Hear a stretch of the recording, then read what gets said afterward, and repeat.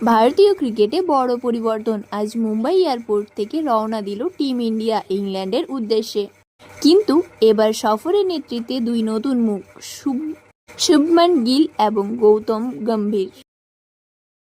শুভমান গিল ভারতের টেস্ট দলে এই প্রথমবার অধিনায়ক। তরুণ, অগ্রাসী আর ধারালো ব্যাটিংয়ে মন জয় করেছেন আগেই। এবার দেখার পালা নেতৃত্বে কেমন করেন।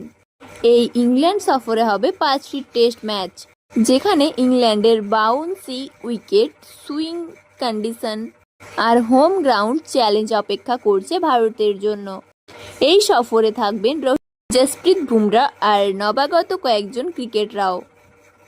এই সিরিজে ভারতের টার্গেট ওয়ার্ল্ড টেস্ট চ্যাম্পিয়নশিপের পয়েন্ট বাড়ানো এবং নতুন যুগের সূচনা করা। কিন্তু প্রশ্ন একটাই, গিল গম্ভীর যুগ কি সফল হবে?